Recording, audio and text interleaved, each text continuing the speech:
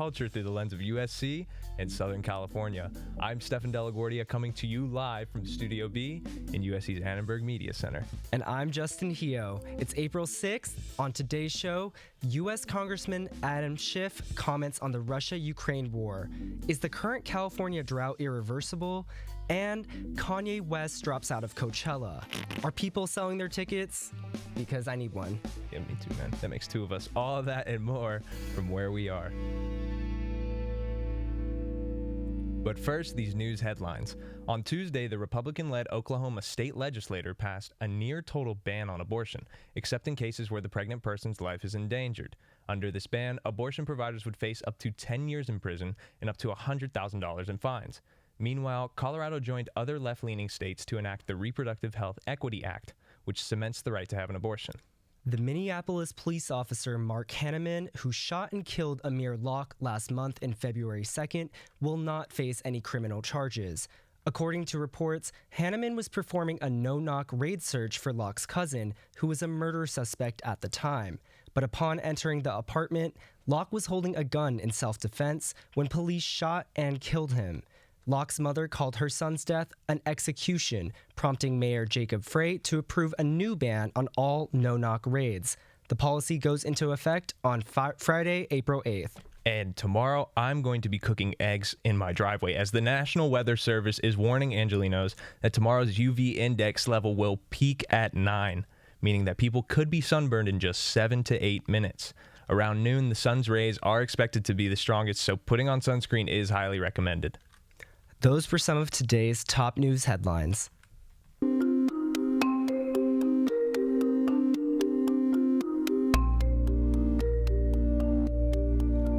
On day 42 of the invasion, the war in Ukraine rages on. Here's Wilko Martinez-Cachero with an update on what's happening in Russia and Ukraine, and a conversation with Congressman Adam Schiff in D.C.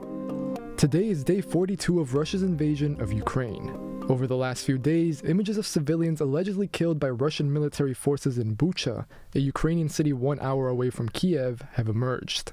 In response, President Joe Biden called for a war crime trial against Russian President Vladimir Putin.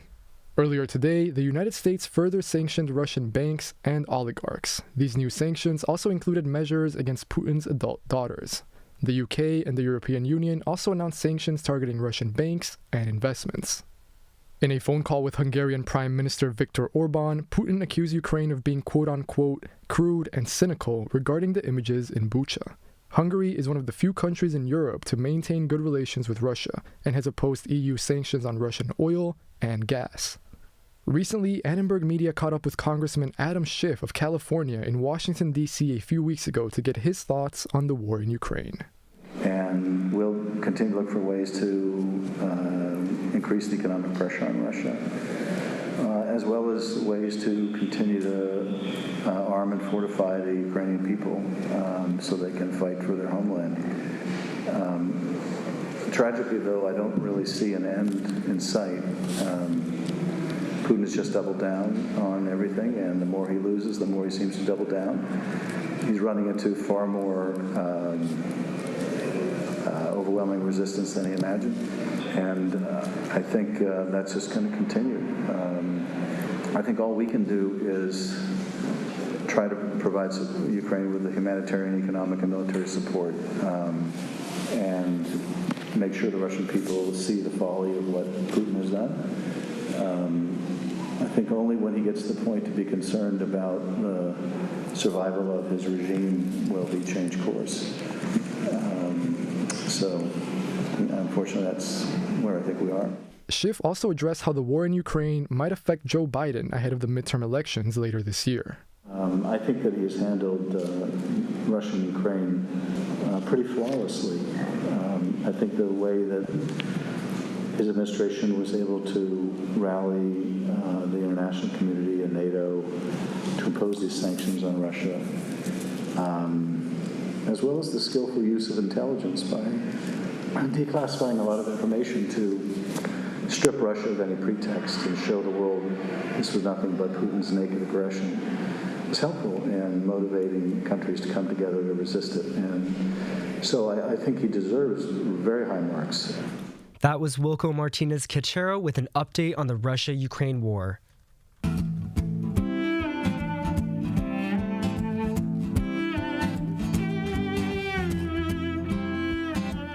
California has entered its second drought in the 21st century, and it is just as serious as it sounds. Daishalyn Satcher has more on the story. California's recent drought is considered to be its worst in 1,200 years, according to the New York Times. With a reported 23% decrease in the snowpack, it is safe to say California's in for a pretty nasty wildfire season. Andrew Schwartz, a scientist at UC Berkeley's Central Sierra Snow Lab, shares more. The drought that we're in here in California is a multiple-year drought, of course, and it's one of the most severe that we've seen in the last 1,200 years.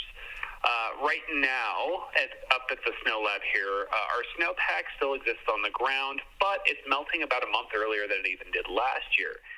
As you may have guessed, climate change has a thing or two to do with this. Janine Jones' work at the California Department of Water Resources focuses on this very issue. Well, this drought is now the second drought in the current century in which we are definitely seeing impacts of climate change. California has a long history with drought. It's a normal part of our climate system. But in our prior drought of 2012 to 2016, and in this current drought, which began in 2020, we have definitely been seeing an overlay of intensified impacts due to climate change. According to James Nachbar, a member of California's Environmental Protection Agency, we're experiencing these effects in real time. There is awareness now that climate change is making droughts in California potentially more severe and potentially longer lasting.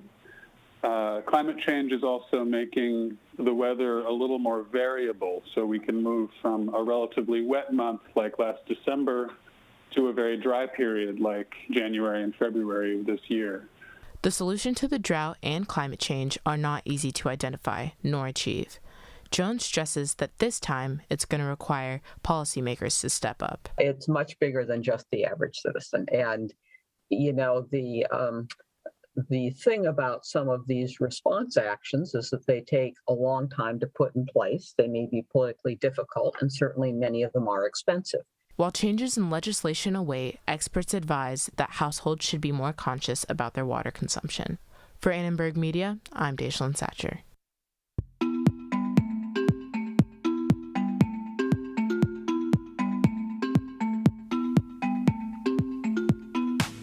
Soy Stefan de la Guardia. We're glad you're with us from where we are. And I'm Justin Hio. It's 8 minutes past the hour. Coming up, future festival goers share their thoughts on the Coachella headline switch. And we talk to two USC admits weighing their college options. Stay with us. Let's go.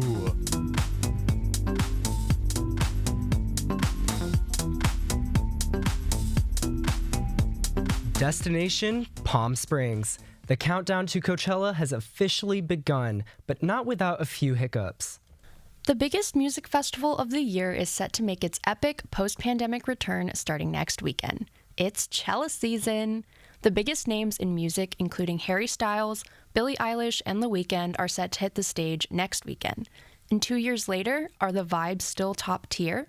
I heard that for previous concerts, quote unquote, like the vibes were off because like people who usually don't go to these concerts like are starting to go now and they're kind of not used to, I guess, concert etiquette of like not pushing and stuff like that. So maybe something will be off there. But other than that, I think everybody will still have a good time. Yeah. With less than 2 weeks' notice, Sunday headliner Kanye West has backed out with no official statement as to why. Concert goers such as freshman Momo Messerschmidt are left with no explanation. I just want to know why. Like, what ticked him off so bad that he didn't want to do it anymore? I want to know if something happened, like, behind the scenes. Many, like senior Nicole Antonian, wonder if West's decision to leave the Coachella stage is related to the steady stream of jarring headlines about his personal life. You know, I'm like mixed because it's getting kind of hard to protect him always. Like, I feel like it's like a full-time job at this point.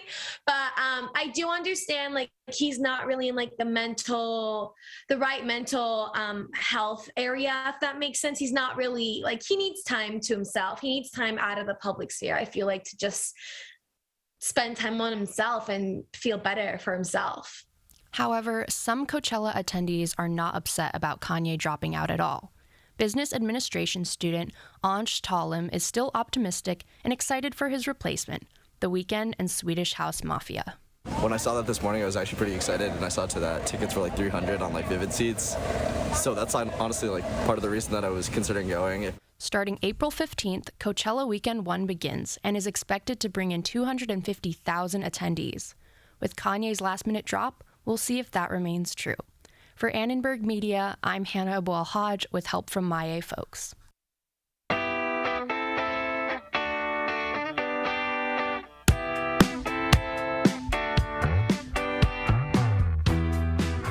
You're listening to From Where We Are. Coming up, we interview 2 recent USC admits for the class of 2026.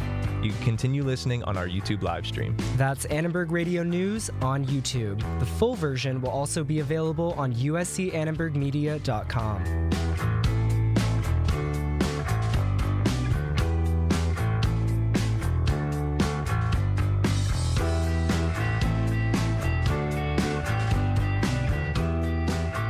College decision season has come. High school seniors across the nation are choosing which college to attend. Students are weighing their options the way any member of the class of 2026 would. On TikTok. Wait, what? We reached out to Bryan Fernandez and Addy Ledbetter, who shared their admission to USC on TikTok. Okay, well, Bryan, first of all, congratulations for getting into USC among other schools as well. What was your reaction when you found out that you got into USC? It was honestly, I was very shocked. I had gotten waitlisted at one of my other schools right before USC, and they had like very similar acceptance rates and kind of like stats to get in. And so once I was waitlisted at the other school, my hopes really went down for USC, and I had met some people from USC, which like really made me fall in love with the school even more. And so when that decision came around, I was like just so excited. I couldn't believe my eyes. I had opened my decision right before a volleyball game. So I was either going to make or break that game. And I'm so glad I got accepted. It just like boosted up my spirits. And it just felt like a weight off my shoulders finding out that I got in. What led you to apply here to USC? USC was actually my first ranked school, but knowing the resources that it had, the location of the campus, and just how at home I felt with that campus. Wow. Okay, well, congrats. What other schools are you considering? Currently, I'm really stuck with my options being Columbia, USC, and Stanford. Wow. Good for you. And what were you planning on majoring in? I applied as a poli-sci major, but I'm also really, really interested in either doubling in journalism or minoring in journalism. Fight on, Trojans. Hey. Let's go. Love that. Bryan, thank you again, man. Have a good one. And congratulations. Thank you. Congrats. Thank you once again. So, Addy, first of all, congratulations. You were committed to USC, right? Yes, I am. Wow, okay. What was your first reaction when you found out you were going to USC?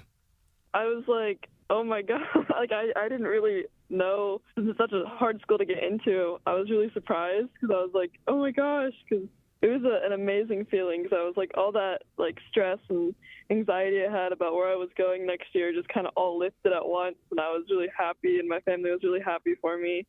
So what led you to apply to USC? Well, I was looking at California colleges in general because I was like, I know I need to go there next year. So when I was researching and came across USC, I saw a lot of things I liked, like interdisciplinary studies, which I am very excited for because I have a lot of different things I want to study there. I am going to major in English. That's what I got admitted into for. So also just like I visited the campus and there was a really good energy and sense of school spirit that really made me like the school. From senior year, fall semester, you told everyone, I don't know where I'm going, but I'm going to California. So could you elaborate on that? It was funny because I had a cheer senior night and basketball senior night, and every time you have to say where you're going to college, and I didn't know, and I was just saying, I'm going somewhere in California, you know?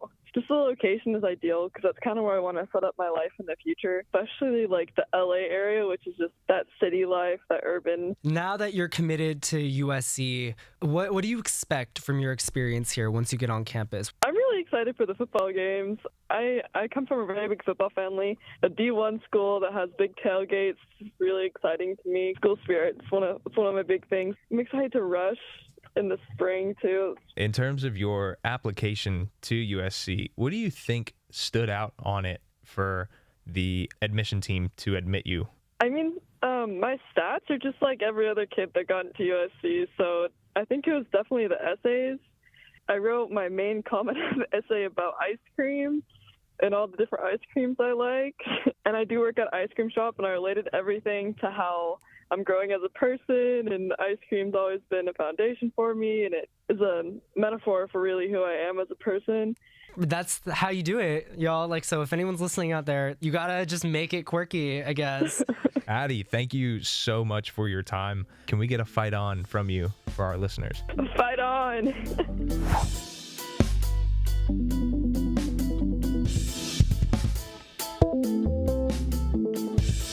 That's all we have time for on today's From Where We Are. This show is produced by the GOATs, Polina, Cherezova, Wilko, Martinez-Cachero, and Meredith McCabe. Hey, Polina Cherezova is our technical operator, and Derek Renfro composed our theme music. We are streaming live on KXSC. Follow KXSC at kxsc.org/listen, and on YouTube at Annenberg Radio News. Also, follow us on Instagram at Annenberg Radio, and subscribe to From Where We Are on Apple Podcasts and Spotify. And if you're looking for even more, be sure to download Annie, Annenberg's news app. I'm Stefan de la Guardia. And I'm Justin Hio. From all of us at Annenberg Radio, wherever you are, we hope you'll join us again for From Where We Are.